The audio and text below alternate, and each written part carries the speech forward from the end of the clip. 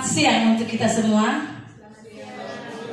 Baik, terima kasih atas kesempatannya. Saya sebagai protokol di depan ini, kita patut mengucapkan syukur kehadirat Tuhan Yang Maha Kuasa atas berkat dan lindungannya. Kita masih tetap diberikan kesehatan, kesempatan, sehingga kita bisa berkumpul dalam acara in-house training, yaitu implementasi kurikulum merdeka, diseminasi budaya positif pendidikan guru penggerak. Nah, adapun yang menjadi acara kita, acara singkat dari depan ini, yang pertama pembukaan oleh protokol yang sedang berlangsung, yang kedua kata sambutan dan bimbingan dari Ibu Kepala Sekolah, yang ketiga pemaparan materi IKM budaya positif oleh Pak Suparyadi SPD, dan keempat kesan dan pesan mewakili peserta.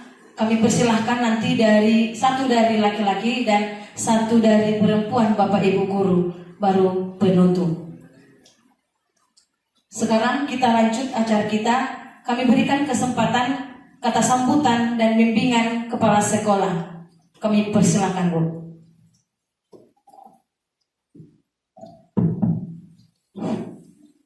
Assalamualaikum warahmatullahi wabarakatuh. Salam sejahtera buat kita semua. Puji syukur kita ucapkan kepada Tuhan Yang Maha Esa karena pada siang hari ini kita masih diberi kesehatan dan kesempatan sehingga kita bisa berkumpul untuk melaksanakan IHT, yaitu in-house training.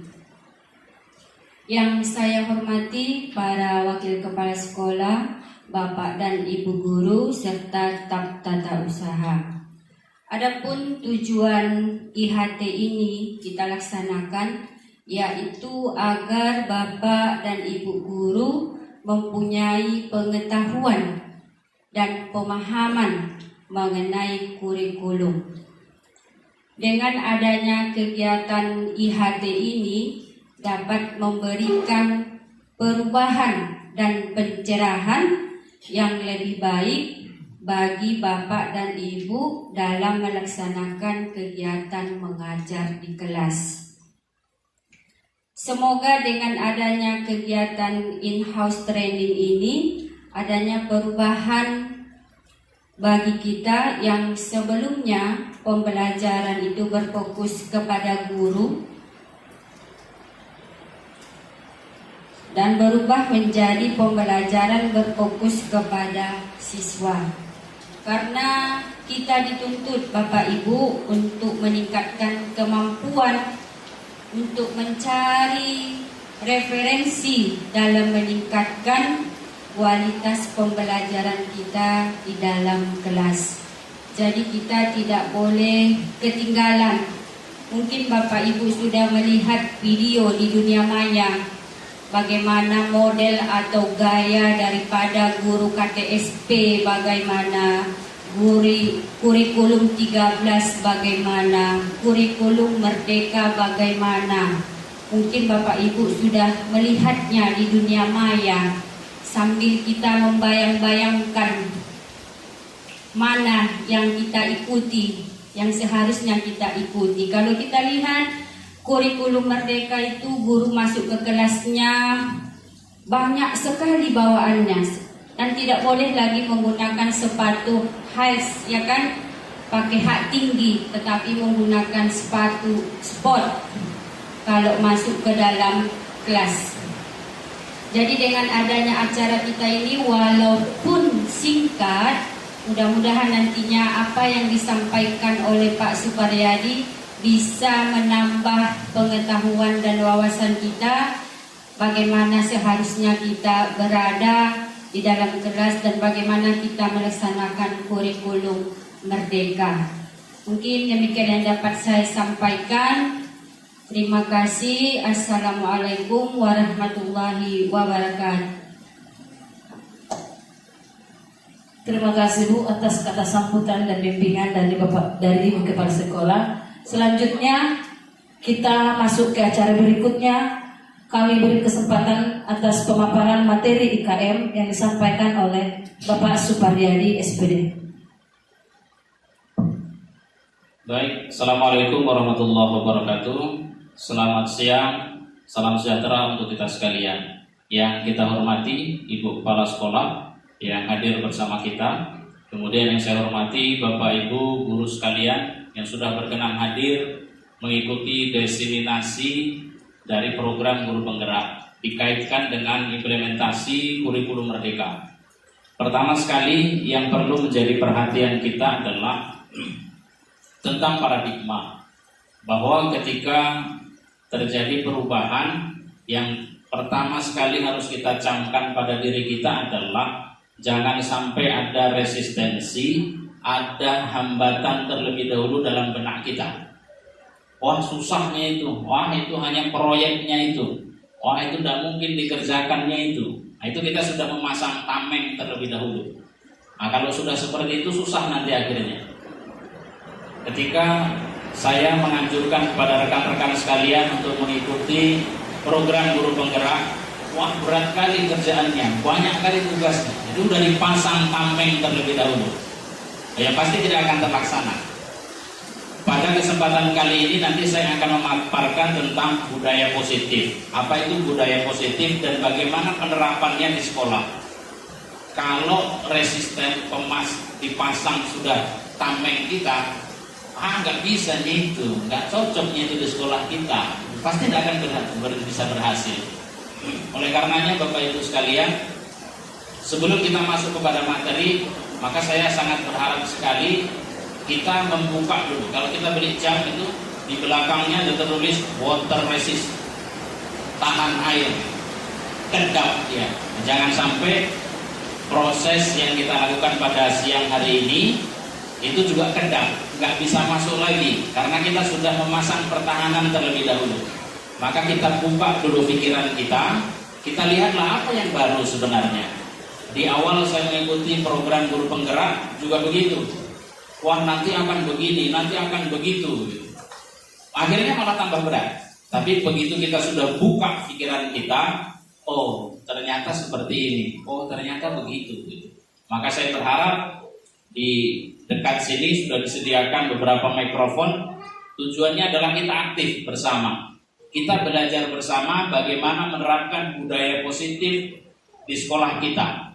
Budaya positif seperti apa? Nanti kita akan pelajari itu. Kan? Yang penting kita sudah terbuka, pikiran kita siap untuk menerima, jangan dulu dipasang tamengnya. Mudah-mudahan nanti ilmu yang saya sendiri juga mendapatkannya baru. Ya kan, baru saja saya juga mendapatkannya yang segera akan saya berbagi dengan rekan-rekan sekalian. Bapak Ibu yang saya hormati, coba perhatikan ilustrasi ini terlebih dahulu. Kalau Bapak Ibu menggenggam sesuatu, sesuatu itu sangat penting sekali, sangat berharga sekali. Sudah Bapak Ibu menggenggam sesuatu, dan sesuatu itu sangat penting sekali, berharga dalam kehidupan kita, dalam kehidupan Bapak Ibu sekalian. Lalu datang seseorang, anggap saja si B. Dia akan berusaha untuk membuka genggaman kita itu. Sudah akan berusaha membuka genggaman kita itu. Maka si B akan melakukan berbagai macam cara. Orang lain akan berusaha dengan berbagai macam cara.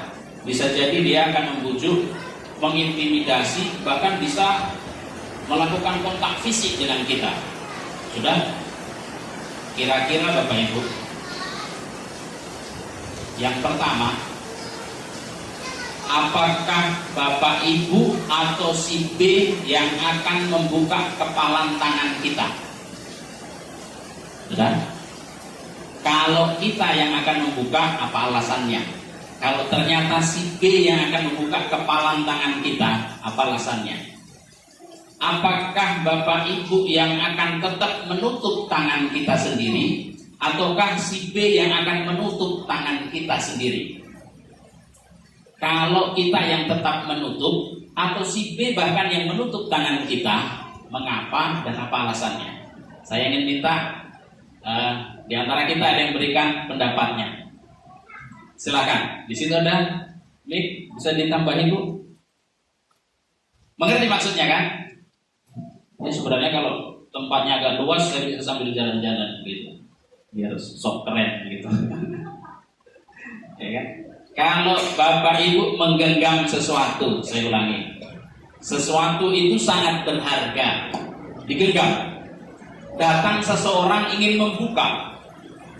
Ketika ingin membuka itu, dia bisa melakukan berbagai macam cara, suka hati dia.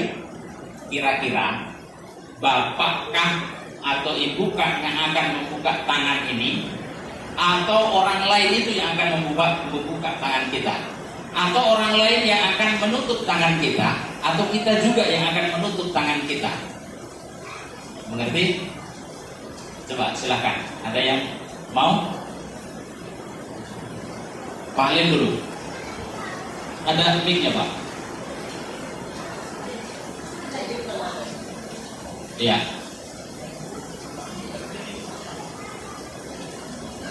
Baik Pak, kalau dari saya pribadi Pak, kalau di barang berharga yang sudah saling dengan saya tidak akan memberikan orang lain membuka.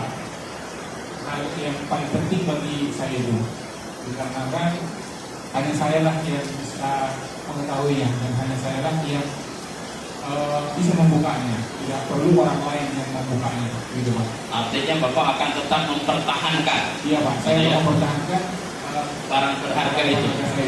Oke, terima kasih. Yang lain? Yang lain, silakan Bu Erliani.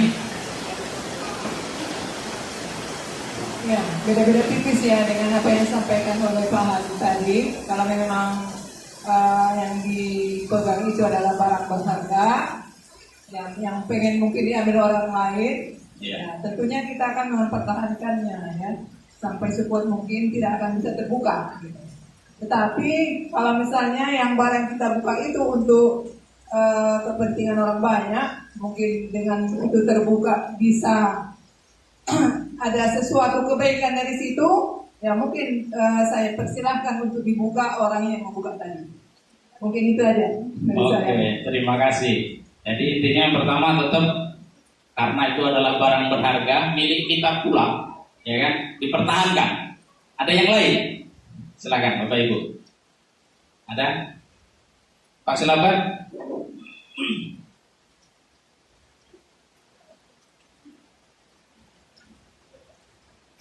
Makasih Pak. Kalau menurut pengalaman saya Pak, saya akan juga mempertahankan karena itu adalah barang berharga. Tapi kalau misalnya itu untuk keperluan umum yang bisa juga untuk bermanfaat kepada orang lain, dengan misalnya ada tadi berbagai macam teori yang mau disampaikan apakah dipaksa atau dibujuk, dan setelah mendapatkan informasi yang jelas dari orang yang memberikan informasi bahwa itu adalah mungkin perlu untuk orang lain, mungkin saya sendiri akan membuka kepada orang lain. Kalau misalnya dapat informasi yang jelas untuk apa dia ingin melihat apa yang saya genggam, gitu deh. Oke, terima kasih. Pokoknya melihat isi apa yang digenggam. Saya kerucutkan, yang digenggam itu emas. Emas itu punya kita sendiri. Sudah, saya kerucutkan lagi. Yang digenggam sebuah emas berharga. Sudah, dan itu punya kita, bukan punya orang lain. Ayo, kira-kira ada yang mau? Bu Mes?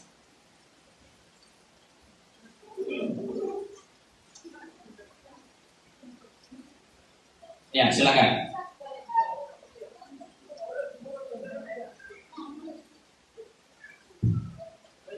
Kalau misalkan itu punya kita sendiri, ya, apalagi misalkan emas, saya akan tetap menggenggamnya. Tapi kalau memang ada yang membutuhkan, apalagi mungkin untuk keselamatannya, mungkin saya akan berbagi. Iya. Tepuk tangan dulu untuk kita semua. Iya, memang inilah enaknya kalau jadi guru itu, ya kan. Sudah miliknya sendiri pun, ya, dengan senang hati. Kalau memang diperlukan orang lain, ya udah kasihkan. Tidak banyak orang yang melakukan itu, Bapak Ibu. Kira-kira menurut Bapak Ibu, siapa yang punya kontrol penuh terhadap tangan kita? Siapa? untuk membuka atau menutup tangan kita itu yang punya kontrol penuh siapa? Kita sendiri ya. Ternyata kita sendirilah yang punya kontrol penuh, mau kita tutup ataupun kita buka. Jadi begini Bapak Ibu, dalam teori kontrol yang disampaikan oleh Dr. William Glasser, dia mengatakan begini, bahwa ternyata katanya adalah ilusi guru mengontrol murid. Ilusi, hanya bayang-bayang saja, hanya sesuatu yang nggak betul gitu. Jadi guru itu sebenarnya katanya nggak bisa mengontrol murid. Yang mengontrol tetap siapa? Murid itu sendiri.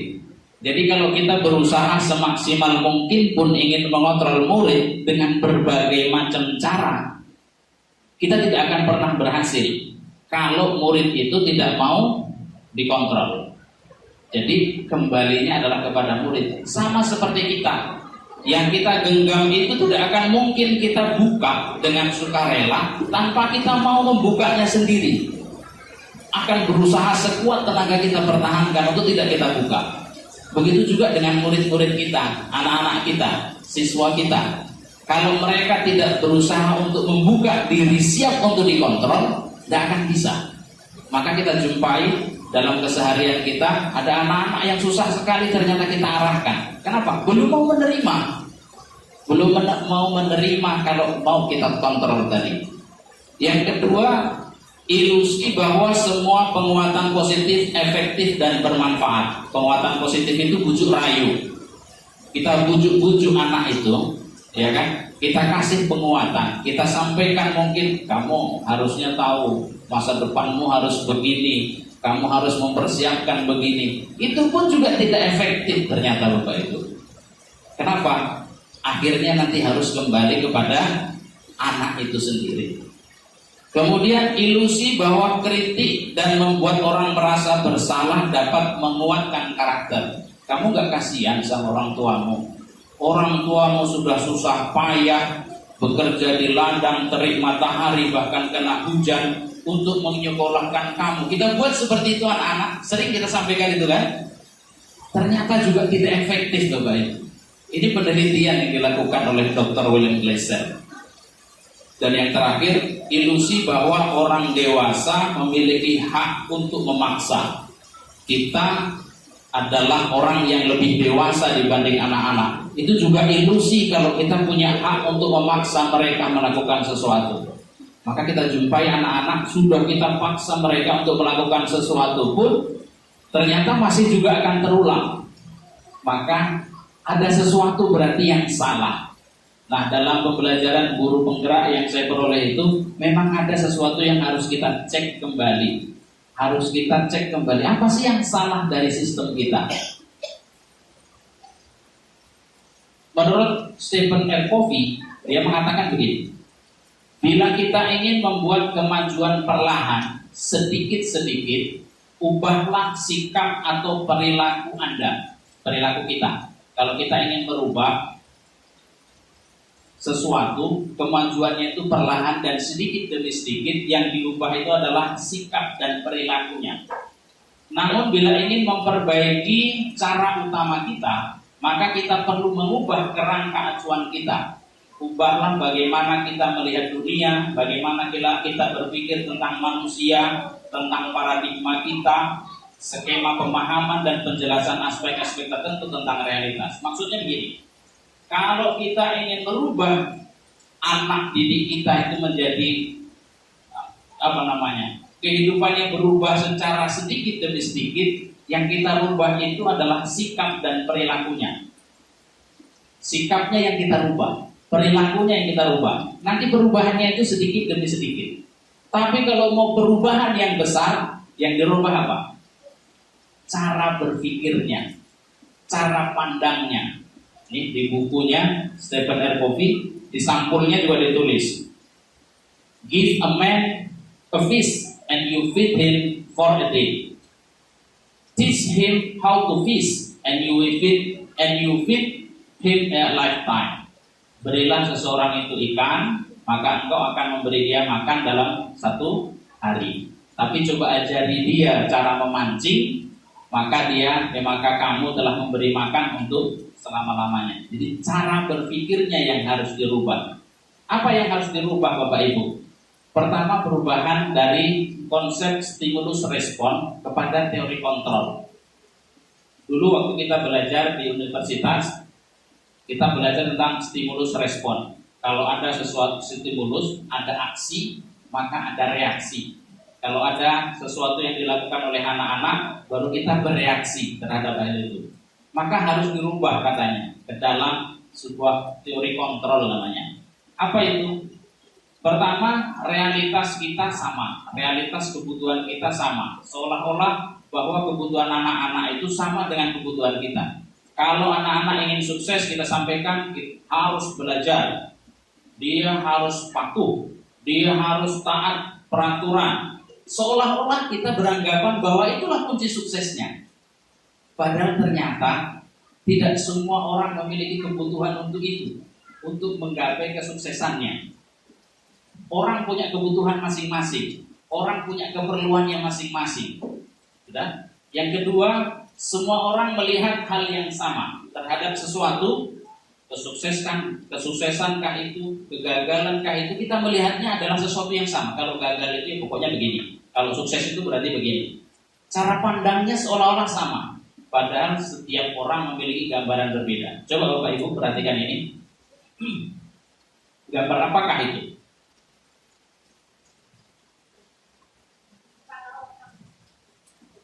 Gambar apa? Yang terlihat pertama sekali apa Bapak Ibu? Kepala orang apa? Perempuan. Siapa yang pertama sekali melihat itu adalah anak gadis. Yang melihatnya itu orang tua. Yang lain apa? Ternyata kita Bapak Ibu melihat satu gambar saja sudah beraneka ragam pendapat kita, ya kan? Artinya perspektif kita melihat sesuatu itu tidak mungkin sama. Maka kita tidak boleh juga menyamakan keinginan kita kepada anak-anak untuk meraih apa yang seharusnya ia raih, ya kan? Kita kembali. Kemudian kita mencoba mengubah orang agar berpandangan sama dengan kita. Itu stimulus responnya. Teori kontrolnya, kita berusaha memahami pandangan orang lain tentang dunianya. Harus kita pahami. Kita memang, termasuk saya juga, kurang begitu mengenali anak-anak tentang dunia mereka. Sehingga seolah-olah kita akan ajak atau kita tarik dengan dunia kita. Bahwa konsep sukses itu sesuai gambaran kita, ya kan? Kita paksa mereka ngikuti kita, gitu. Oh, gambaran sukses itu kayak gini Bu, kalian itu ikuti, gitu. Padahal ternyata itu yang harus kita koreksi Bapak Ibu. Kemudian perilaku buruk dilihat sebagai suatu kesalahan. Asal dia melakukan keburukan, terlambatkah ia, tidak mengerjakan tugaskah ia, atau dia buat ribut di kelas kan, bahkan mungkin berkelahi sama teman, itu pokoknya sudah keburukan lah. Menurut teori kontrol, semua perilaku memiliki tujuan. Ada tujuannya. Ada sesuatu yang ingin diraih yang mungkin tidak terpenuhi. Nanti kemudian akan saya sampaikan. Kita lanjut saja Bapak Ibu. Nah, di bagian budaya positif yang ingin dikembangkan adalah tentang disiplin. Kita sudah sangat familiar sekali dengan kata disiplin. Tapi sebenarnya kita paham nggak apa itu disiplin? Saya ingin minta lagi lah. Siapa yang mau mengungkapkan pendapat disiplin menurut Bapak Ibu? Ada? Bu Reston? Menurut pandangan kita saja, disiplin itu apa sih? Anak-anak harus disiplin, kita harus disiplin. Disiplin itu sebenarnya apa gitu? Silakan. Terima kasih Pak. Kalau menurut saya disiplin itu ketika kita mampu mematuhi semua peraturan yang berlaku di sekolah. Kalau kita sebagai guru, kita bisa mengikuti semua peraturan yang diberikan oleh Menteri Pendidikan ke sekolah kita. Kira-kira seperti itu, Pak. Baik, oke, terima kasih. Ada lagi dari Pak Ape? Disiplin menurut Bapak. Ya, terima kasih Pak. Menurut saya disiplin itu adalah mampu memanajemen waktu dengan sebaik mungkin dan seefisien mungkin. Terima kasih. Manajemen waktu seefektif dan seefisien mungkin. Ada yang lain? Bu Dora? Silakan, ini dari samping ini Bu. Iya. Baik Pak, kalau menurut saya disiplin itu kita mampu melaksanakan peraturan yang sudah ditentukan. Melaksanakan peraturan yang sudah ditentukan. Kalau tidak dilaksanakan, berarti Harus tidak disiplin. lalu konsekuensinya dapat sanksi. Bapak Ibu sekalian, ternyata pendapat kita sama. Saya juga mengatakan disiplin itu ya terkait dengan peraturan, terkait dengan tata tertib. Kalau dia tidak mematuhi itu maka dapat hukuman. Kebanyakan kita memang akan berkata begitu. Tapi ternyata Bapak Ibu, dalam disiplin positif itu yang diajarkan itu ada miskonsepsi kita tentang disiplin. Bahwa ketika berbicara disiplin seolah-olah itu adalah tentang kepatuhan seseorang terhadap peraturan atau tata tertib. Ya kan? Lalu kalau dia tidak patuh, maka akan mendapat hukuman, akan dapat sanksi. Nah, itulah disiplin. Dalam teori ini katanya justru hal yang seperti itu harusnya mulai ditinggalkan. Waduh, berarti disiplin itu seperti apa? Ya kan? Kalau dia tidak mengacu kepada peraturan, lalu mau seperti apa disiplin itu? Bapak Ibu, begini. Menurut si Diane Kosen, ini juga disarikan dari pendapat dari Ki Hajar Dewantara. Karena untuk pendidikan kita itu filosofi utamanya itu dari Ki Hajar Dewantara. Dengan sumber utamanya. Walaupun dunia telah berubah, zaman telah berubah, akar utamanya masih tetap dari Ki Hajar Dewantara. Lalu kemudian dikembangkan sesuai dengan perkembangan zaman. Katanya begini, bahwa disiplin itu berasal dari bahasa Latin disiplina, yang artinya belajar. Disiplin itu belajar, Bapak Ibu. Kata disiplin juga berasal dari akar kata yang sama dengan disciple, yang artinya murid atau pengikut. Untuk menjadi seorang murid atau pengikut, seseorang harus paham betul alasan mengapa mereka mengikuti suatu aliran atau ajaran tertentu, sehingga motivasi yang terbangun adalah motivasi intrinsik, bukan ekstrinsik. Hukuman yang kita berikan atau mungkin penghargaan yang kita berikan itu sifatnya ekstrinsik, dari luar. Ya kan? Padahal disiplin itu menurut ahli ini dan juga Ki Hajar Dewantara itu harusnya dia membangun dari dalam kesadaran. Hukuman dan penghargaan itu ternyata tidak efektif untuk membangun kesadaran dari dalam. Disiplin adalah bentuk kontrol diri. Jadi kontrol dirinya. Untuk apa? Untuk bisa melakukan nilai-nilai kebajikan, ya, atau virtus. Nilai-nilai kebajikannya itu apa? Kalau di kurikulum Merdeka yang ingin dicapai tentu adalah profil pelajar Pancasila.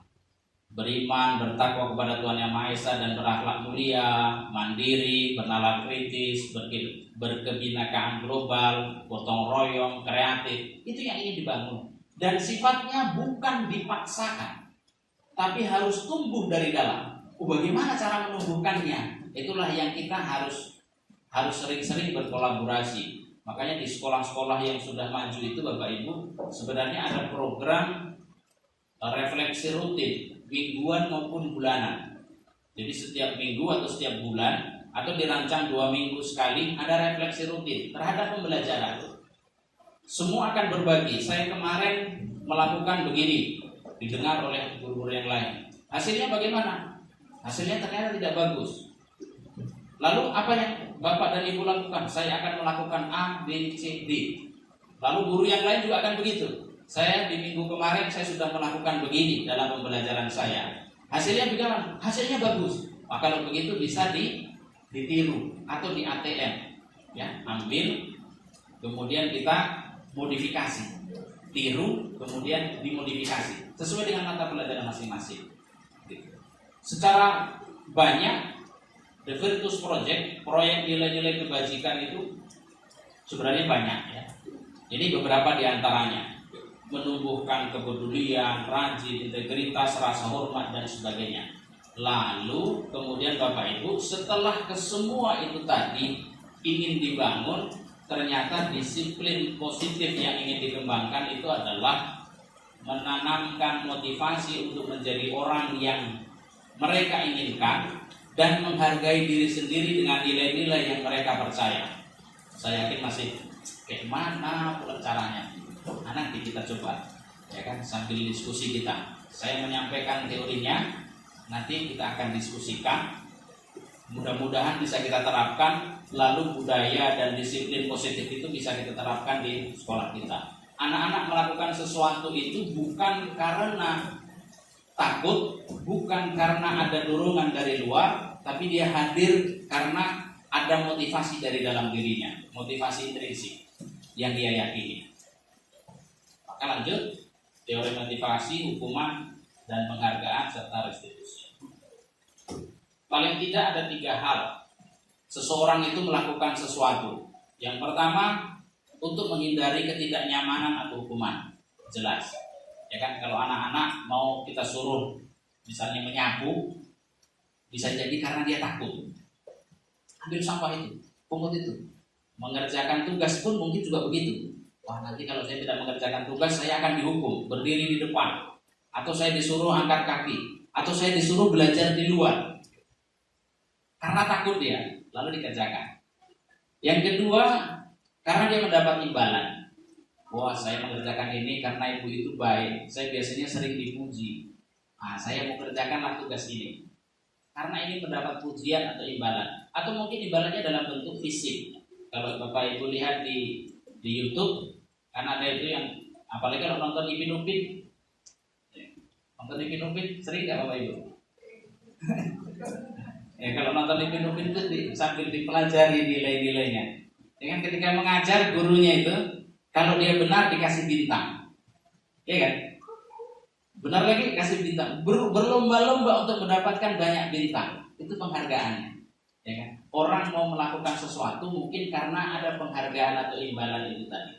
Nah, yang ketiga yang harusnya kita bangun bersama, seperti sudah disampaikan sebelumnya, adalah orang mau berperilaku atau melakukan sesuatu itu karena ada dorongan dari dalam.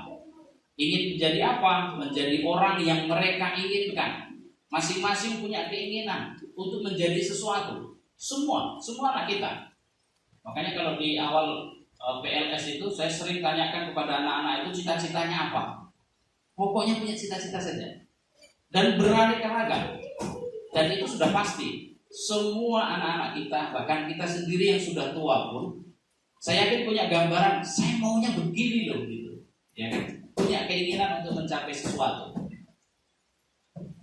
Bapak Ibu, berdasarkan 3 motivasi seseorang melakukan sesuatu itu, kalau kita berkaca kepada anak-anak kita lihat ke anak-anak kita, kepada murid-murid kita. Mereka melakukan sesuatu tidak hanya di luar kelas, di dalam kelas sekalipun. Itu kira-kira motivasinya apa?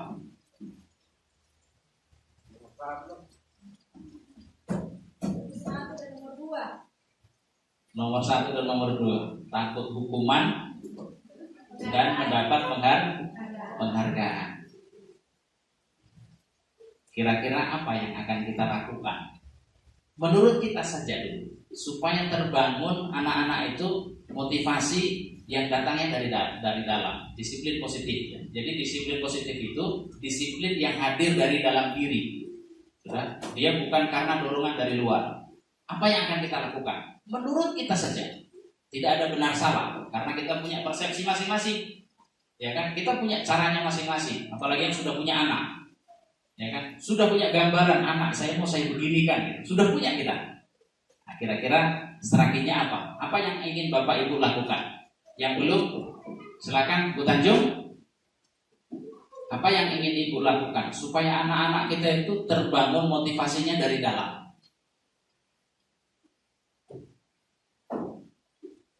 Sambil berpikir kita kayak ujian gitu ya kan.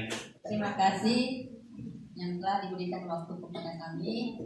Kalau menurut saya Pak, itu apalagi kita pelajari dari kelas 10, itu anak-anak banyak sekali yang membutuhkan kasih sayang.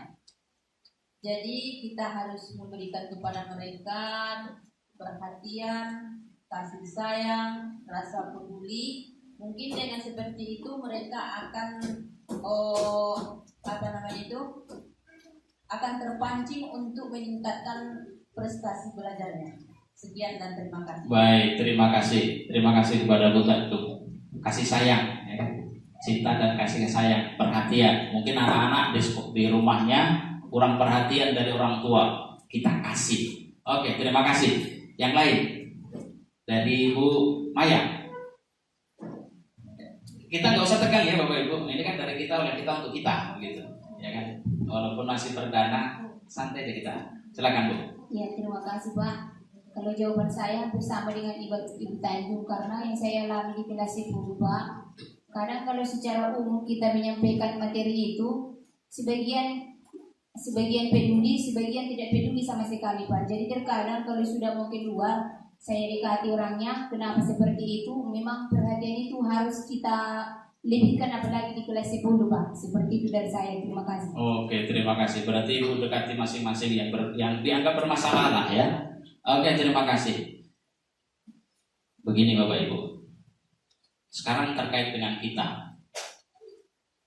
Untuk anak-anak tadi cukup, ya kan? Nanti lebih lanjutnya kita akan lanjutkan. Sekarang terkait dengan kita.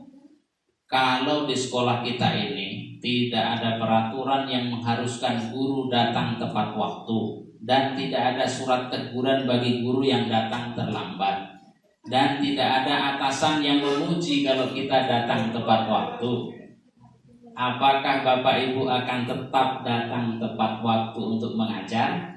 Kalau iya, apa alasannya? Gitu. Jadi untuk kita sekarang, ya kan? Pak Nelko dulu, Pak Nelko.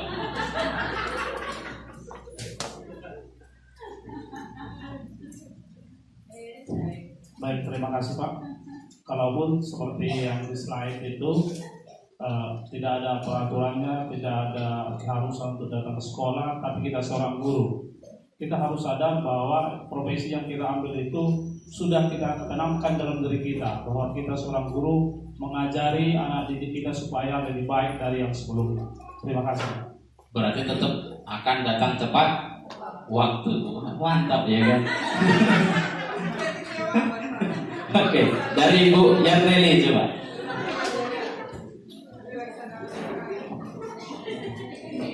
Iya. Jadi ada untuk anak-anak, ada untuk kita. Terima kasih. Menurut saya seharusnya ya tetap datang kita, karena kita kan memiliki tanggung jawab. Jadi kalau selama kita berpegang pada tanggung jawab kita itu, kita pasti akan tetap melaksanakan tugas kita. Tentu selama ini ya, kalau Bapak Ibu guru di sini walaupun kepala sekolah berganti, masa penantian itu belum datang yang baru, ternyata Bapak Ibu guru di sini bertanggung jawab, tetap datang ke sekolah. Jadi menurut saya begitu, datang tepat waktu. Oke, terima kasih Bapak Ibu. Ketika Bapak Ibu datang tepat waktu itu, karena kita sebagai guru yang walaupun di sekolah tidak ada aturan, tapi dari Kementerian Pendidikan tadi sudah ada yang menyampaikan, kan ada aturannya. Apakah karena itu? Tidak. Atau karena memang tanggung jawab yang hadir dalam diri kita? Karena tanggung jawab ya. Jadi dia hadir dari dalam hati kita. Kita bukan mengharapkan pujian atau imbalan, tapi memang kita mau berbuat yang terbaik, gitu ya. Baik, sekarang kalau terjadi itu pada anak kita melakukan kesalahan dalam kasus seperti ini. Kasusnya begini. Iva kurang menguasai pelajaran matematika, sehingga pada saat pelajaran tersebut berlangsung dia lebih banyak berdiam diri atau menggambar di buku pelajaran. Banyak terjadi kan Bapak Ibu? Kalau udah nggak suka dia nunduk saja, gambar-gambar atau bahkan mungkin tidur. Iya. pada saat guru matematikanya Pak Seno anggap saja menanyakan pertanyaan, Iva menjadi gugup dan tak sengaja menjatuhkan tasnya dari kursi, serta tiba-tiba menjadi gagap pada saat berupaya menjawab. Seluruh kelas pun jadi tertawa melihat perilaku Iva yang berbicara tergagap dan terkejut tersebut. Pak Seno pada saat itu membiarkan teman-teman Iva menertawakan Iva yang tanggap, yang tergagap dan malu luar biasa, dan malahan minta Iva untuk maju ke depan dan berdiri di depan kelas sambil menunjuk hidungnya karena tidak bisa menjawab pertanyaan dari Pak Seno. Kelas makin gaduh dan anak-anak pun tertawa melihat Iva di depan kelas memegang ujung hidungnya. Ini kalau ada anak-anak kita nggak bisa mengerjakan sesuatu, masih biasa nggak kita suruh ke depan anak-anak itu? Macam-macam lah, suruh berdiri di kursi, suruh berdiri di depan, suruh keluar begitu. Bapak Ibu, kira-kira setuju nggak dengan apa yang dilakukan oleh Pak Seno? Setuju nggak Bapak Ibu? Tidak setuju. Kalau Pak Halim? Tidak setuju ya. Kenapa tidak setuju Pak?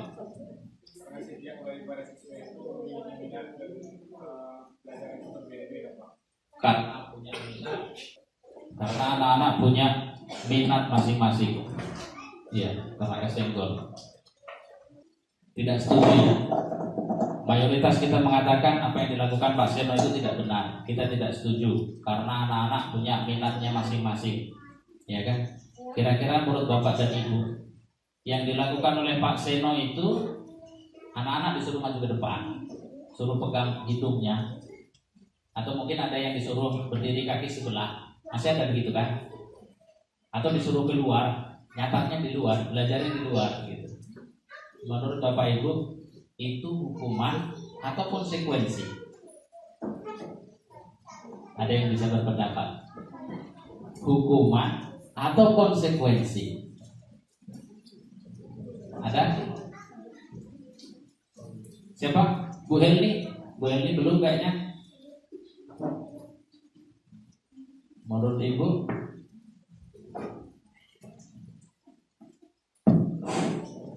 Terima kasih Pak. Menurut saya itu sebuah hukuman Pak. Karena kalau anak kita suruh di luar belajar, berarti dia akan merasa saya berbeda dari mereka. Karena saya berbuat salah, saya disuruh keluar. Itu mungkin menurut anaknya. Tapi kalau dari sisi guru, kadang-kadang kalau kita mengajar, anak-anak tidak peduli. Dalam hati kita mau berpikir, ada apa dengan metode yang saya lakukan? Sehingga dia tidak berminat dengan mata pelajaran saya. Mungkin itu salah satu introspeksi diri untuk gurunya. Kadang-kadang itu Pak. Terima kasih. Iya. Sebelum terima kasih Bu. Ibu mengatakan itu hukuman. Rupanya apa bedanya dengan konsekuensi Bu? Menurut saya Pak, kalau konsekuensi berarti sesuatu yang tidak dikerjakan. Nah itu risikonya. Kalau kita memberikan tugas kepada anak-anak tidak dikerjakan, ya konsekuensinya itu disuruh keluar atau mungkin angkat kaki satu di depan gitu Pak. Berarti hukumannya hampir sama. Kalau Bu Evi gimana Bu Evi? Kira-kira tadi kasus yang dilakukan oleh Pak Seno itu hukuman atau konsekuensi? Atau sama saja begitu? Menurut saya itu konsekuensi Pak. Jadi ketika anak-anak itu tidak melakukan atau mengerjakan tugasnya, berarti si guru di sana sudah memberikan konsekuensi kepada siswa tersebut agar suatu saat nanti dari konsekuensi yang diberikan itu si anak tersebut tidak mengulangi lagi Pak. Kalau hukuman kira-kira apa? Oke, tambahkan Pak Abid. Kalau menurut saya nih Pak, kalau yang tadi sesuai dengan cerita tadi itu adalah hukuman, karena hukuman itu adalah akibat dari perbuatan yang salah. Sedangkan konsekuensi itu adalah tindak lanjut daripada hasil yang diperoleh. Contoh, dia tidak belajar, konsekuensinya nilainya kan turun. Turun. Oh, berarti kalau hukuman karena dia melakukan kesalahan, ya, maka dapatlah dia hukuman. Kalau konsekuensi berarti hasil dari yang dia lakukan. Oke, terima kasih. Ada lagi Bapak Ibu? Oke, silakan. Itu Pak.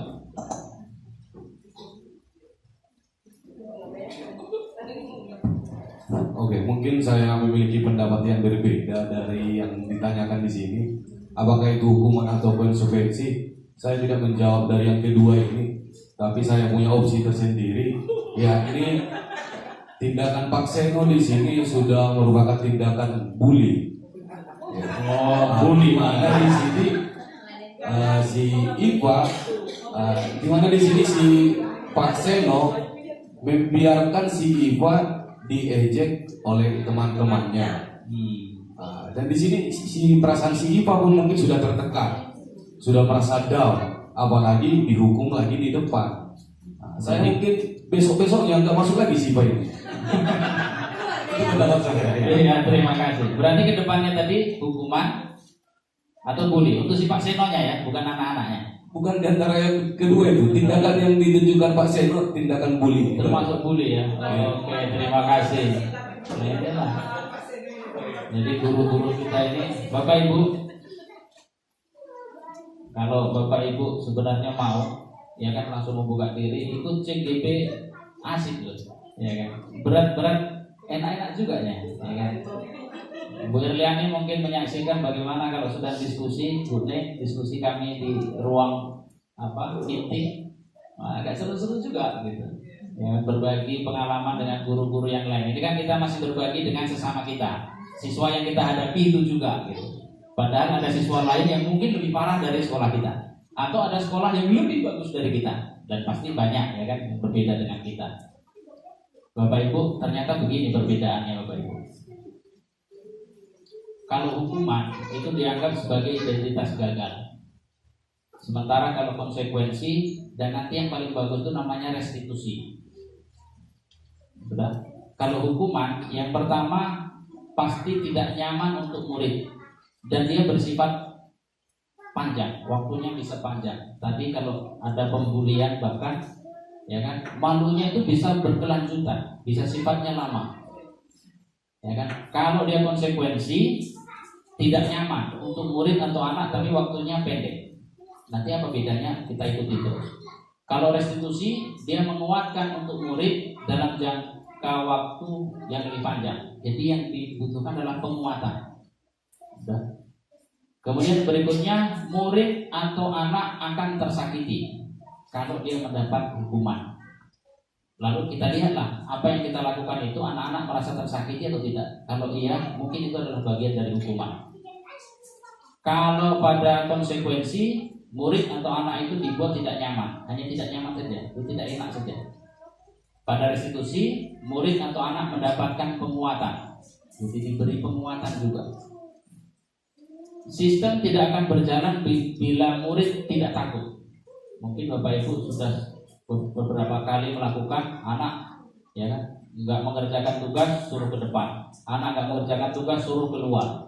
Tapi itu bisa berulang-ulang terus. Kejadiannya juga pada anak itu juga.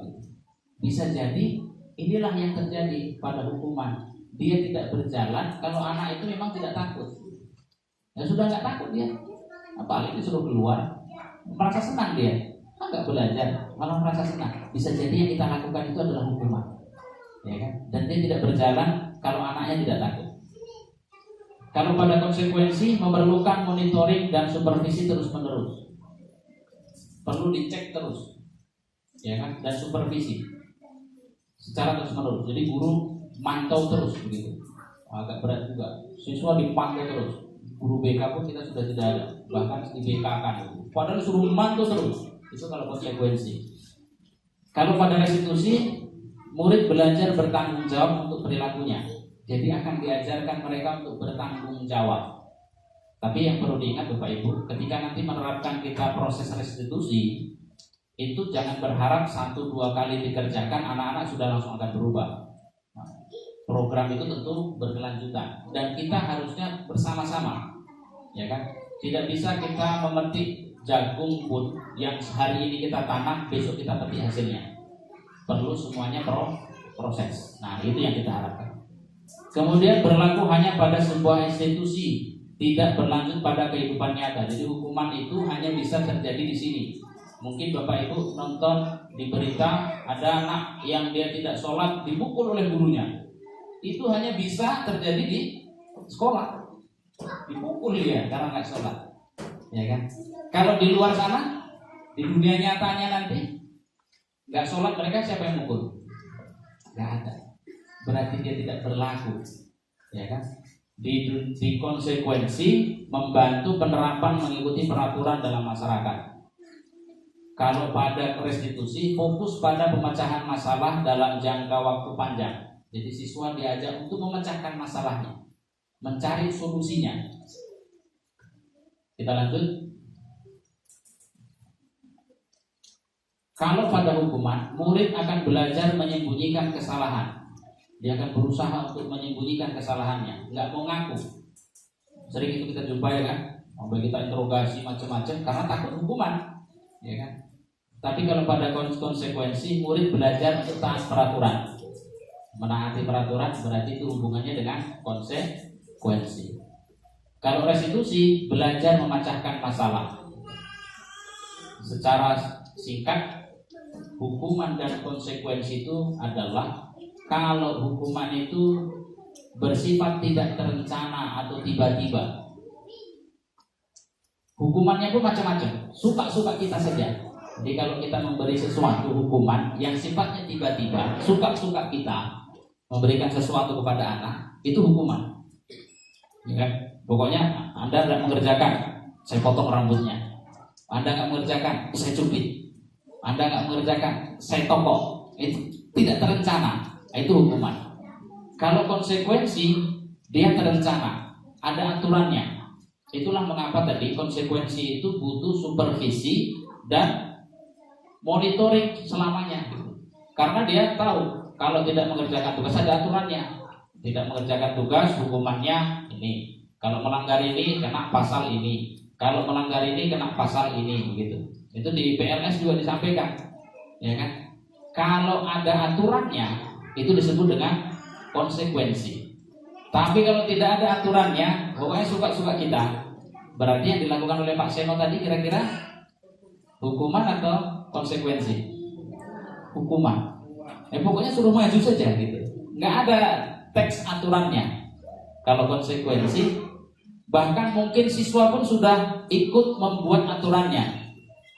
Kita sepakati anak-anak, kalau dengan Bapak tidak masuk pada jam sekian, maka kalian akan kena gini. Bagaimana? Setuju? Setuju. Nah, itu peraturan. Atau bisa jadi peraturannya guru yang menetapkan. Khusus untuk Bapak, kalau menulisnya, tulisannya tidak rapi, maka dia tidak akan saya terima. Kita yang menentukan. Anak-anak tinggal mengerjakan. Itu konsekuensi.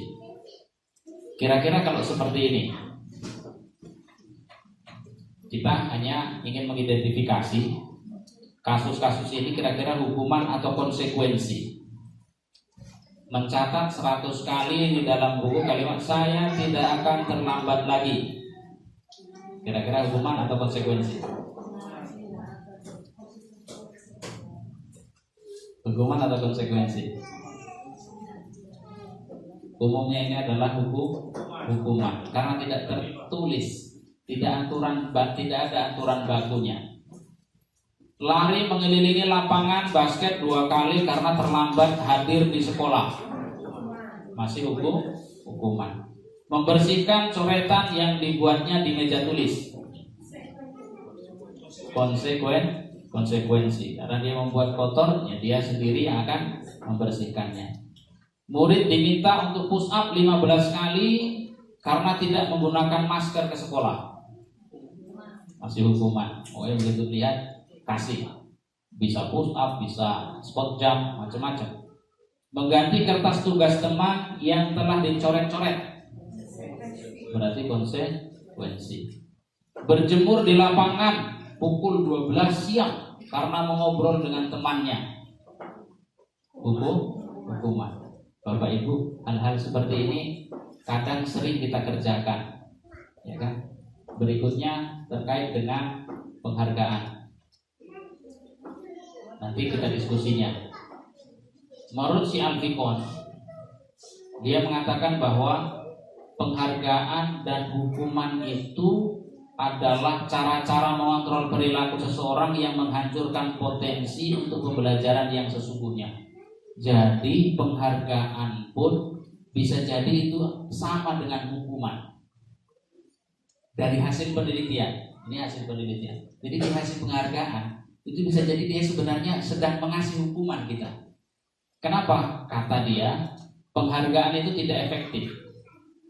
Tidak efektifnya di mana? Kalau seseorang mau berbuat oleh karena ada penghargaan, maka dia hanya akan berbuat kalau ada penghargaan saja. Begitu tidak ada penghargaan, dia tidak mau berbuat. Ya kan? Kalau berprestasi lalu kita kasih penghargaan, ya kan? Maka dia mau berprestasi itu karena penghargaannya itu, bukan tumbuh dari dalam. Begitu tidak ada penghargaan, mungkin akan malas. Lihat orang yang main anak-anak main bola. Kalau tidak ada taruhan, asal saja nendang bolanya, ya kan? Beda dengan bapak-bapak yang main pingpong, nggak ada duitnya, semangatnya lain dia, ya kan? Harusnya tumbuhnya seperti itu. Lihat anak-anak kita yang main volley juga begitu. Karena tidak ada hadiahnya, asal saja dia. Tapi begitu dibuat ada taruhan, ada penghargaan yang akan dia peroleh, baru dia semangat. Berarti dia bergerak atau tergerak hatinya bukan karena dari dalam, tapi karena mengharapkan imbalan. Nanti di tengah-tengah masyarakat yang akan terjadi juga begitu. Begitu gotong royong di masyarakat terjadi, karena tidak ada apa-apa yang akan diperoleh, dia akan malas dan seterusnya. Kemudian restitusi. Nah, apa bedanya dengan restitusi? Panjang kali ini ya, 48 slide Bapak Ibu. Restitusi itu adalah proses menciptakan kondisi bagi murid untuk memperbaiki kesalahan mereka, sehingga mereka bisa kembali pada kelompok mereka dengan karakter yang lebih kuat. Sudah? Jadi kita ajari mereka memperbaiki kesalahannya. Restitusi juga proses kolaboratif yang mengajarkan murid untuk mencari solusi untuk masalahnya. Sudah? Jadi kalau ada masalah, anak-anak itu kita ajak untuk mencari solusinya sendiri. Kalaupun dia tidak mengerjakan masalah, tidak mengerjakan tugas, berarti itu masalahnya. Lalu kita ajak mereka untuk mencari solusinya, gimana supaya bisa terselesaikan tugasnya. Kalau dia terlambat, kita cari dulu akar masalahnya dia terlambat, ya kan? Lalu kita carikan solusi, kita ajari mereka mencari solusi supaya dia tidak terlambat lagi. Itulah restitusi. Gak ada kopi Bapak Ibu? Ya, nanti kalau ada kopi dibuat kopi, nggak apa-apa. Kebutuhan dasar manusia dan dunia berkualitas. Mungkin akan saya lompat-lompatkan saja. Kebutuhan dasar manusia. Ada 5 kebutuhan dasar manusia: bertahan hidup, penguasaan, kesenangan, kebebasan, cinta, dan kasih sayang. Kelima inilah mungkin yang terjadi pada anak-anak kita atau bahkan kita ketika kita melakukan sebuah tindakan baik ataupun buruk. Sudah, seseorang ketika tidak tercukupinya kebutuhan dasarnya, yang dilakukan bisa bersifat positif, bisa bersifat negatif. Kalau anak-anak dia terlambat, mungkin apa yang dia tidak terpenuhi dari kebutuhannya.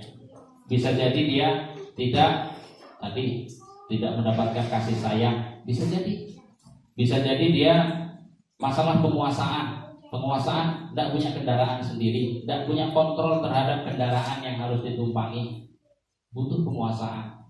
Atau dia memang butuh kebebasan, karena tidak ada kebebasan, ya kan? Maka dia berusaha untuk datang terlambat, bisa jadi.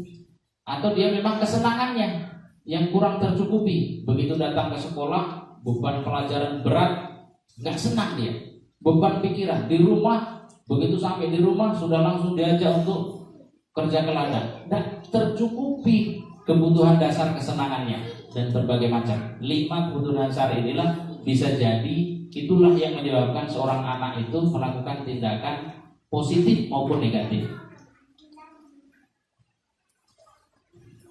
Nah, sekarang kita masuk ke posisi kontrol. Kita sebagai guru diminta untuk melihat ini, kasus ini Bapak Ibu. Selesai upacara bendera, Ternyata Anto sambil menaiki kendaraan roda 2 baru saja akan masuk gerbang sekolah. Berarti terlambat ya. Dengan terburu-buru Anto memarkirkan kendaraannya dan menghadap guru piket. Dari catatan piket ternyata Anto sudah sering terlambat. Bila Bapak Ibu sedang piket pada hari itu, penerapan disiplin bagaimana yang akan Bapak Ibu lakukan terhadap Anto? Kita semua piket, apa yang mau kita lakukan terhadap anak yang terlambat? Terlambatnya sudah sering pula, ya kan? Ini di waktu upacara sudah selesai, dia baru datang pulang. Kira-kira apa yang akan Bapak Ibu lakukan terhadap si Anto? Ada? Tampari langsung.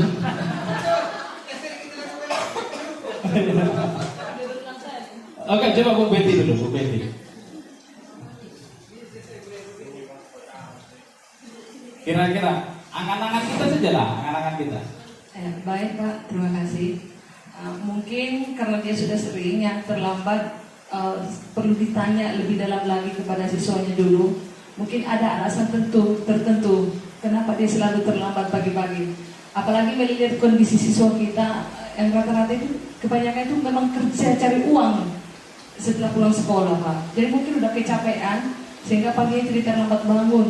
Ya mungkin ditanyain dulu apa alasannya. Oke, sekarang Ibu yang piket, saya si Anto yang terlambat. Ibu akan tanya bagaimana? Langsung ya.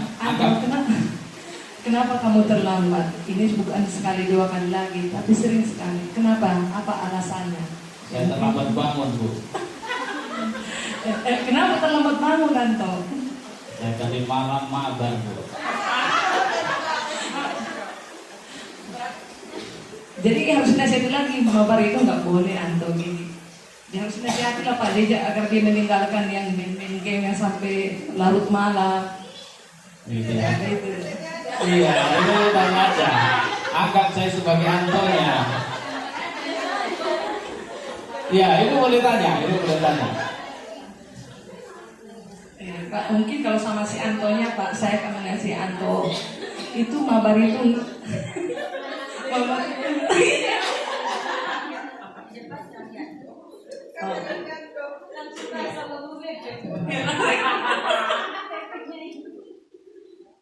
Mungkin ya seperti itu lah Pak. Begitu ya. Bapak Ibu pernah tanya anak-anak kita yang punya channel YouTube atau channel TikTok, pernah nggak? Belum ya. Kalau saya kadang nggak belajar hanya untuk ngecek TikTok mereka satu-satu atau channel YouTube mereka yang punya. Siswa kita si Gelentino itu channel YouTube-nya itu subscribernya sudah ribuan. Lebih banyak dari saya. Subscriber saya juga banyak Bapak Ibu. 21.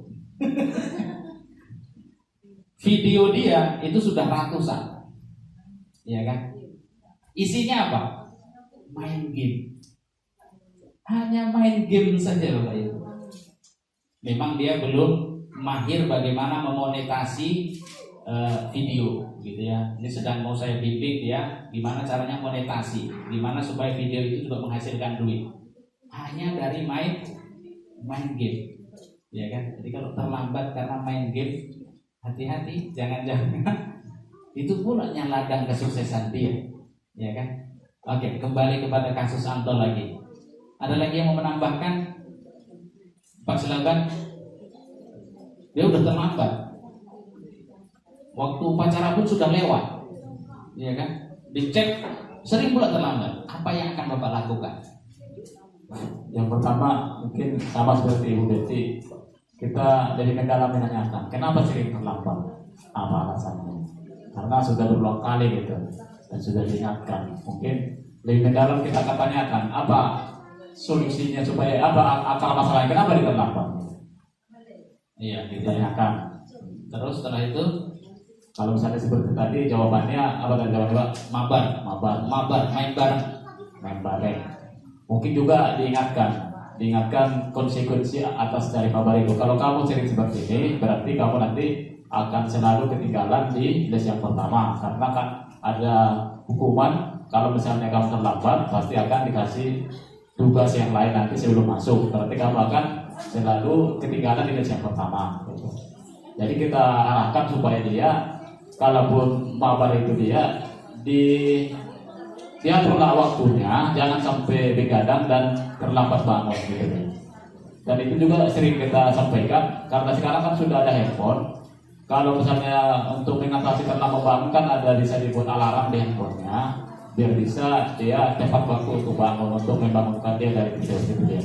Jadi kita juga kasih solusi, ya, jangan terlalu lama lagi waktu mabarnya, dan kalau misalnya bisa dia tepat waktu untuk bangun, dibuat alarm di handphonenya biar bisa dia bangun tepat waktu, biar tidak terlambat untuk hari berikutnya. Kira-kira seperti itu, Pak. Itu kalau siswanya cuma si Anto. Siswa kita yang terlambat misalnya ada 10 orang, akankah tetap ditanya begitu, Pak? Kalau misalnya saya tanya, Pak, kalau piket, kalau ada yang terlambat saya tanya. Saya hari Kamis yang lalu ada 2 orang itu terlambat, sudah mau kasih saya hukuman, ternyata akhirnya enggak jadi saya kasih hukuman. Karena saya tanya ke mereka, kenapa kamu terlambat? Gini, Pak, karena tadi waktu di jalan ada siswa di sini terjatuh, Pak, jatuh dari kendaraannya, diserempet mobil, sehingga saya melihat, saya tolong, saya bawa ke rumahnya. Setelah itu baru saya kemarin, sehingga saya terlambat. Akhirnya dengan penjelasan dia, tidak saya kasih sanksi, langsung saya suruh masuk. Jadi misalnya juga saya tanyakan itu, Pak, kalau misalnya yang terlambat, saya tanyakan apa alasan, kira-kira gitu, Pak. Oke, terima kasih. Ada yang mau menambahkan, Bapak Ibu? Cukup? Saya melihat ada satu hal yang kita katakan luput. Apa itu? Bapak Ibu perhatikan. Dengan terburu-buru Anto memarkirkan kendaraannya dan menghadap guru piket. Bapak Ibu, anak itu sudah terlambat, lewat, upacara pun sudah lewat. Upacara sudah lewat, berarti sudah siang ya, udah jam 8 ya. Tapi dia masih mau datang. Apa yang terlewat oleh kita? Iya, kita kurang mau menghargai itu juga. Kenapa tidak kita motivasi? Waduh, iya ya, kamu terlambat, tapi masih bagus, masih punya semangat kamu, gitu. Ya kan? Ya.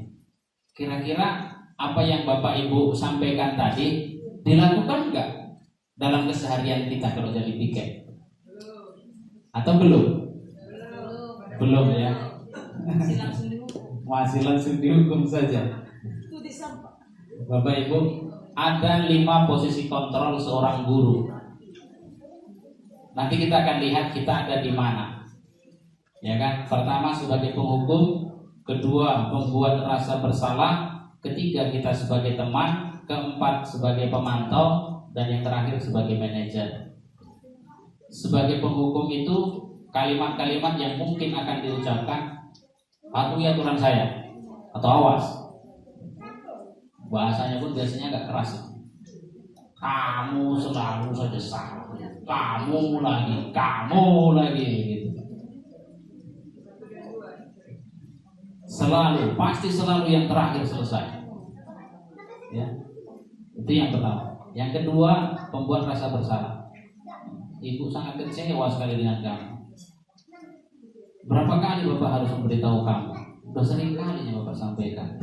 Ya, kamu gak kasihan dengan orang tuamu. Membuat rasa bersalah. Sebagai teman, ayo bantulah demi Bapak. Ya, kerjakan ya. Janganlah terlambat, ya kan? Jangan enak sama kita. Ayo ingat gak dengan perlakuan Bapak selama ini? Ya sudahlah, kali ini gak apa-apa lah. Nanti Ibu bantu sebagai teman atau sebagai pemantau. Anak terlambat, kamu tahu peraturannya? Tahu Pak? Apa peraturannya? Kalau terlambat saya harus begini. Apa yang telah kamu lakukan? Kamu lakukan apa hari ini? Kamu kenapa dipanggil? Lalu dia akan menyampaikan kesalahannya. Sanksi atau konsekuensinya apa? Oh, karena saya tidak mengerjakan tugas, maka saya harus begini. Dia berdasarkan aturan, ngecek aturan terus. Betapa capeknya guru kalau dia jadi pemantau. Ngecek peraturan dulu, lihat pasal-pasal. Dia kayak apa? Kayak hakim dan jaksa, ngecek pasal sekian. Begitu nggak ada di pasal, Kan dia amandemen ini peraturan sampai hari hari. Dan yang terakhir sebagai manajer. Kalau yang sebagai manajer, apa yang kita yakini? Kembali ke keyakinan kelas. Keyakinan itu hal positif apa yang diyakini. Kalau dia melakukan sebuah kesalahan yang diyakini itu apa? Mungkin bisa berkaitan dengan agama, bisa aturan budaya, adat istiadat. Kalau melanggar sesuatu kan ada aturan agama yang diyakini dia, atau yang sudah diputuskan di sekolah atau kelasnya berdasarkan keyakinan bersama, ya kan? Kalau saya tidak melakukan ini, maka saya yakini itu begini. Tapi itu hasil dari musyawarah siswanya. Jika kamu meyakininya, apa kamu bersedia memperbaikinya? Kalau saya terlambat Pak, besok saya akan tidur lebih cepat. Lalu saya datang juga lebih cepat. Yakin kamu bisa melakukan itu? Yakin Pak. Jadi tidak dipaksakan dia untuk melakukan sesuatu. Yang dilakukan oleh manajer itu yang disebut dengan segitiga restitusi. Jadi yang kita pelajari, dan ini bagian akhir dari pertemuan kita. Sisi pertamanya adalah menstabilkan identitas, distabilkan identitasnya. Maksudnya begini Bapak Ibu, semua orang kalau dia hubungannya terlambat, semua orang pernah terlambat, ya kan? Kalau dia berdasarkan melanggar sesuatu, semua orang pernah melanggar sesuatu. Maka sampaikan kepada anak-anak, ya kalau kamu terlambat, semua orang pernah terlambatnya. Tidak ada orang yang sempurna. Untuk menenangkan jiwanya, distabilkan dulu dia. Mungkin begitu datang menjumpai Bapak Ibu sebagai piket, itu sudah perasaan takut dulu gitu. Distabilkan dulu, ditenangkan dia. Jiwanya itu ditenangkan dulu. Itu sisi yang pertama, ya kan? Gak apa-apa. Salah itu manusiawinya. Semua orang pernah salah. Ditenangkan dengan berbagai macam kalimat. Kemudian yang berikutnya, validasi tindakan yang salah, ya kan? Dicek kesalahannya itu apa, kenapa dia terlambat. Seperti tadi, sebenarnya bagian ini sudah kita laksanakan, ya kan? Mungkin yang bagian pertama menstabilkan identitas saja yang belum. Kita langsung lompat ke bagian kedua, langsung ditanya, kenapa kamu terlambat, kenapa kamu tidak mengerjakan tugas, kenapa kamu mengganggu kawanmu, kenapa kamu berkelahi. Belum sempat kita tenangkan dulu. Begitu ada anak yang ribut, siapa yang salah? Siapa yang melakukan duluan? Siapa yang duluan? Apa yang diucapkan? Begitu, langsung kesalahannya dicek, ya kan? Belum ditenangkan, pokoknya sambil ngos-ngosan dia akan menjawab, bahkan berebut dia untuk menjelaskannya. Distabilkan dulu harusnya di awal. Kemudian yang terakhir, baru menanyakan keyakinan. Keyakinan itu adalah hal positif apa yang bisa ia lakukan untuk bisa memperbaiki keadaan, ya kan? Apa yang harus dia lakukan? Mungkin anak bisa menemukan sendiri solusinya, bisa jadi harus kita bimbing untuk menemukan solusinya. Bagaimana kalau begini? Bagaimana kalau begitu? Oh, kalau kamu terlambat, bagaimana kalau harusnya begini?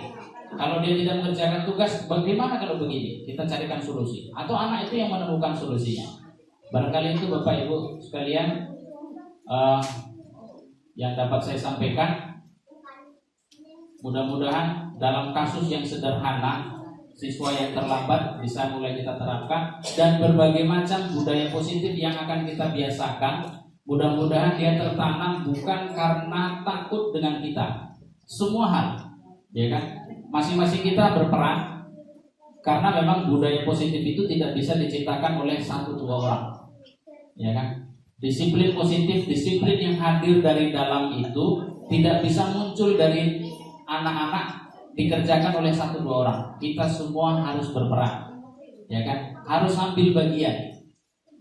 Apa yang dilakukan? Mulai kita mengecek kembali bahwa ternyata perasaan takut, hukuman itu tidak efektif untuk menjadikan dia termotivasi dari dalam. Kita ingin menumbuhkan budaya positif dalam segala halnya itu hadir dari dalam diri anak-anak itu sendiri.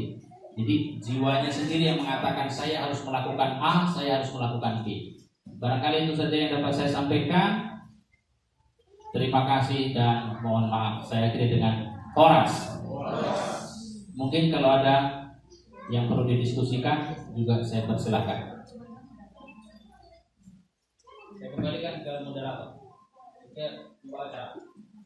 Oke, terima kasih sudah panjang lebar yang Pak Supardi disampaikan kepada kita untuk sore ini, dan semoga bermanfaat dan bisa langsung kita praktekkan ke lapangan sesuai apa yang kita harapkan untuk anak didik kita.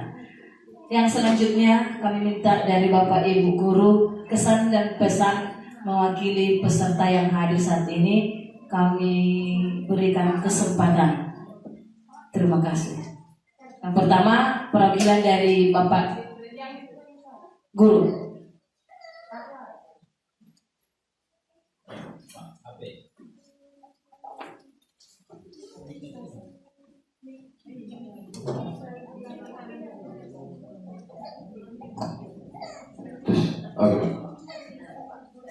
Oke, terima kasih.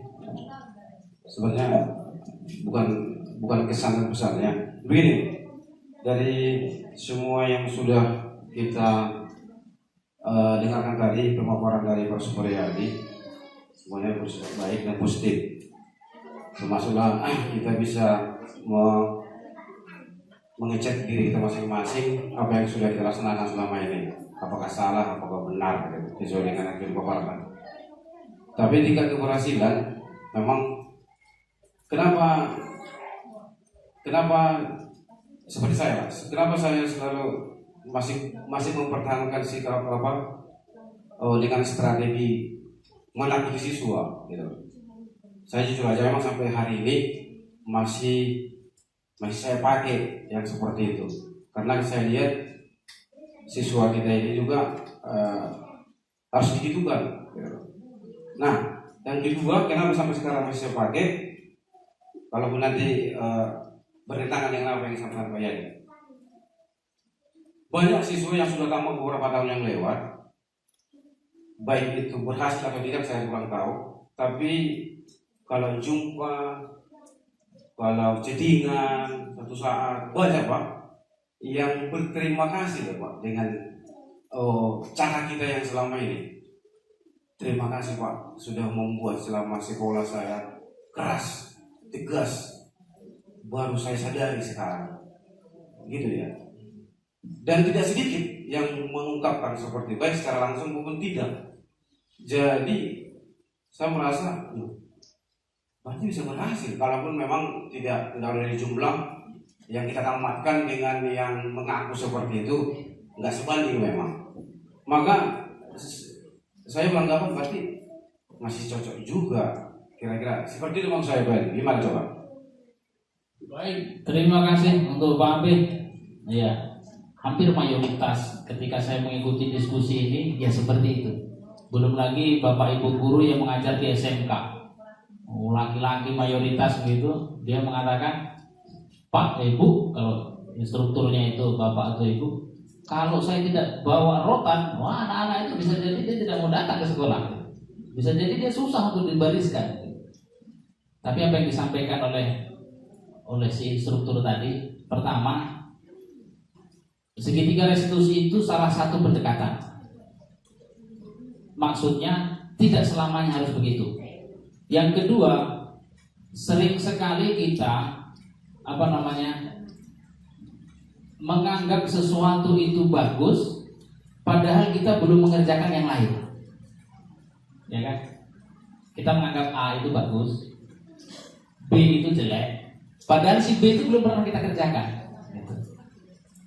Itu yang harus diwanti-wanti oleh instruktur disampaikan pada kami. Hati-hati Bapak Ibu mengatakan ini bagus, padahal yang ini belum dikerjakan.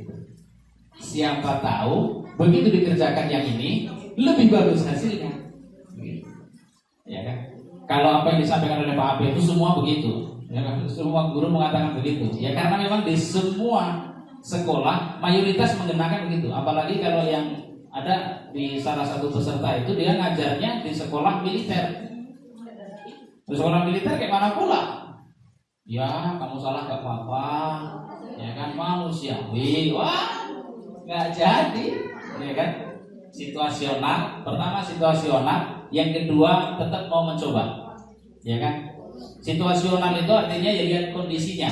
penerapannya itu 5 posisi kontrol itu sebenarnya tidak disebutkan mana yang lebih baik, mana yang lebih buruk, gitu ya. Tidak disebutkan. Kalau dia sebagai penghukum, kok lalu dia buruk, membuat rasa bersalah agak buruk, teman agak buruk sedikit, pemantau buruk sedikit, manajer paling bagus, enggak begitu.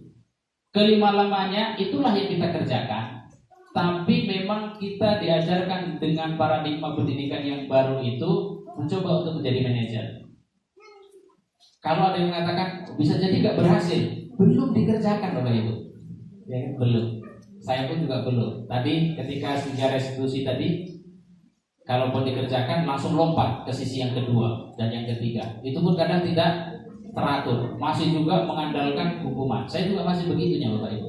Ini kan sambil belajar. Saya di kelas, kalau anak nggak bisa, maju. Kalau nggak bisa dikumpulkan bukunya, orangnya yang dikumpulkan. Lalu dikasih hukuman. Bapak Ibu, terima kasih yang disampaikan tadi. Kita belajar bersama, ya kan? Kita mulai coba untuk kalau misalnya ada pun yang terlambat, ada yang tidak mengerjakan tugas, ada yang melakukan pelanggaran itu, mulailah kita untuk tidak langsung terjun kepada bagian hukuman terlebih dahulu. Cobalah alternatif yang lain, ya kan? Apakah hukuman tidak boleh? Boleh, ya kan? Sesuai situasi dan kondisinya. Barangkali itu. Ada lagi sebelum kesan dan pesan, ada yang mau disampaikan? Saya persilakan.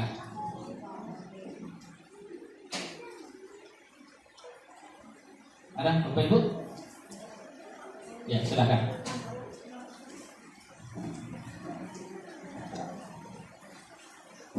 Baik, terima kasih Pak atas waktunya. Begini, lanjutan mungkin dari contoh yang disampaikan oleh Pak Edi tadi mengenai contohnya keterlambatan siswa. Ya, katakanlah yang terlambat siswa itu tidak hanya 1-2 orang saja. Ya, mungkin lebih dari 20 orang.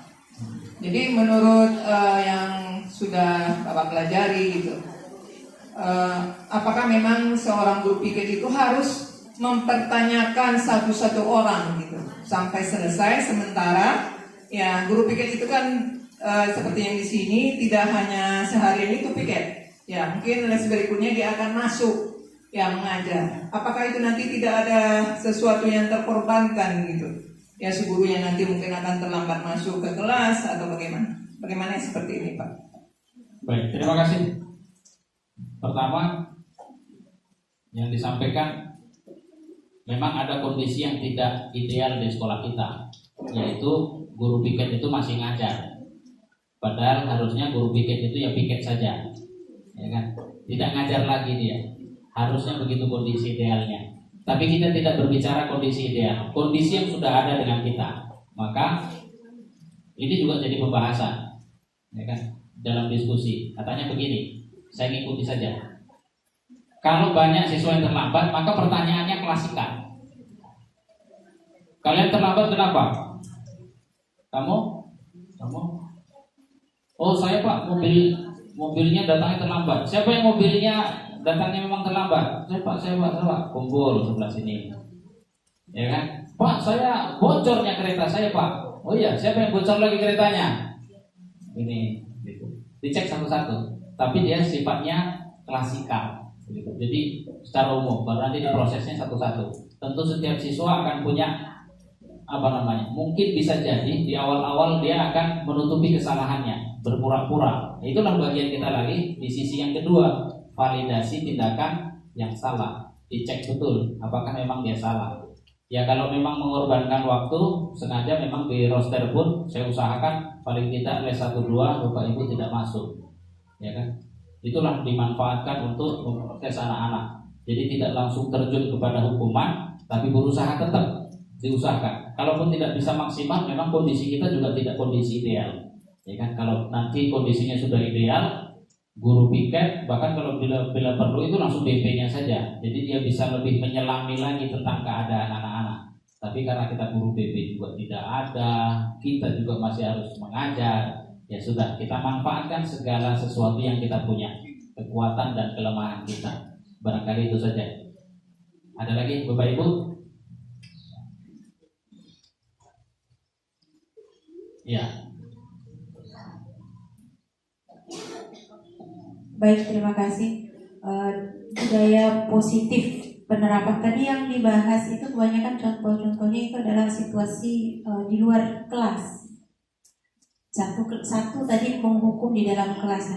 Padahal situasi yang kita hadapi di sini seringkali klasikal. Di dalam kelas itu ada banyak siswa yang tidak fokus belajar, yang tiduran, yang bermain gitu. Bagaimana kita melakukan tindakan kepada mereka supaya budaya positif ini bisa kita terapkan dalam kegiatan pembelajaran di kelas. Itu saja, terima kasih. Baik, terima kasih. Begini, materi saya baru sampai di sini. Mengapa saya katakan demikian? Sekarang sedang masuk modul 2.1. Isinya apa? Tentang pembelajaran berdiferensiasi. Bagaimana pembelajaran di kelas dengan keberagaman anak-anak, ya kan? Namanya pembelajaran diferensiasi. Kemarin saya sempat diskusi, nanti saya jam 6 mulai diskusi lagi. Saya sampai sekarang masih belum paham diferensiasi itu apa. Teorinya begini katanya. Jadi kalau di kelas itu dengan kemampuan anak yang beragam, dengan kenakalan yang beragam, guru harus bisa tetap mengkondisikan. Gimana caranya? Baru akan saya pelajari. Nanti kalau sudah dapat saya bagi lagi. Begitu maksudnya. Iya kan? Iya, itu pertemuan lanjutan. Tapi secara umum kalau ada masalah itu segitiga restitusi. Restitusi itu kalau dalam bahasa apa? Kayak tukar apa? Ganti untung begitu. Kalau di tanah, jadi kalau nonton berita, itu kasus di Rempang akan mendapatkan restitusi gitu, ganti untung. Nah, jadi anak-anak itu diganti kesalahannya itu dengan sesuatu yang baik, dengan cara anak-anak itu dibimbing menemukan sesuatu yang positif pada dirinya dan nanti tumbuh dari dalam hatinya. Apapun kesalahannya, apapun tindakan yang dia lakukan, kalaupun malas belajarnya dan segala macamnya, nanti untuk di kelas pembelajaran diferensiasi itulah mudah-mudahan saya akan dapatkan jawabannya. Sebenarnya teorinya saya sudah lama baca, tapi sampai sekarang saya tidak ketemu. Ya kan, saya nonton di YouTube contoh mengajar kimia yang berdiferensiasi. Kawan saya ada yang kepala sekolah di Kuala Selatan sudah membuatnya juga teorinya pembelajaran diferensiasi. Tapi begitu mengajar nggak ada diferensiasi. Diferensiasi itu kan beda-beda gitu. Masing-masing anak akan mendapat perlakuan beda. Jadi diferensiasi itu bisa jadi kontennya, isi pelajarannya beda, bisa jadi prosesnya, memprosesnya beda-beda, atau yang ketiga proyeknya beda-beda. Gitu. Seperti apa? Ternyata belum bisa, masih bisanya untuk anak SD.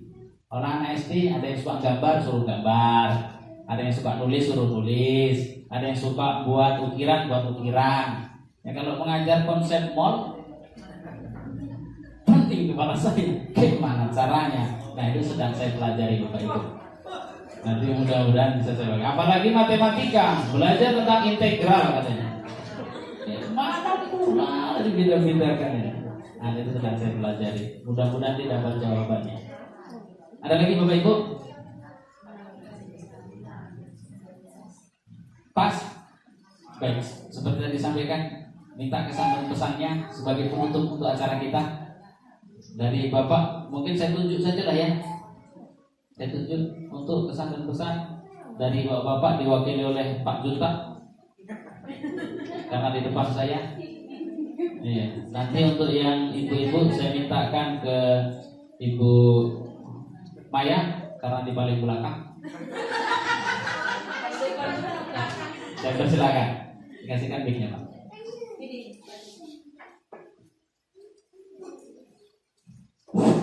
Oke, terima kasih kesempatannya Pak. Dari pemaparan apa yang disampaikan oleh Pak Suparyadi, saya mendapatkan pemahaman. Bahkan juga kalau boleh kegiatan ini rutin kita laksanakan agar lebih mengingat kembali apa yang menjadi tupoksi kita sebagai guru. Dan melalui aktivitas ini saya juga dapat merimangi lagi saya telah berbuat apa. Oh ya, begini. Merenungi saya ini adalah seorang guru, dan apa yang saya sudah perbuat dari pemaparan Pak Yani tadi, ada yang guru itu sebagai manajer, sebagai apa tadi yang 5 poin itu Pak. Ternyata kalau saya hadapkan dengan diri saya, Bapak Ibu guru yang lain juga, kita semua sudah melaksanakan ini. Tapi kita terkadang mengglobalkan itu sebagai hukuman. Kalau dari yang kelima ini, dari penghukum, pembuat merasa bersalah, teman, pemantau, manajer, mungkin Bapak Ibu guru sudah menerapkan ini semua. Tetapi terkadang kita terlupa, oh ini rupanya bagian daripada yang fungsi dari manajerial itu. Nah, dari sini saya tadi dapat memahami dari apa yang Bapak Suparyadi paparkan, saya mendapatkan pesan dan bahkan lebih memberikan motivasi lagi kepada saya dan kepada Bapak Ibu guru yang lain mengenai pentingnya tugas kita sebagai guru. Artinya di sini guru itu bukan hanya mengajarkan materi apa yang kita ketahui, juga mengajarkan tentang sikap dan perilaku yang baik, dan juga kita sebagai guru harus bisa menjadi teman bagi siswa dan mengetahui apa permasalahan yang dihadapi oleh siswa kita sendiri, itu perlu juga kita ketahui. Terima kasih, melalui pemaparan ini saya mendapatkan banyak materi tentang tupoksi seorang guru melalui budaya positif yang disampaikan oleh Pak Suparyadi. Terima kasih. Baik, terima kasih. Ada Pak Duta, silakan Bu Maya.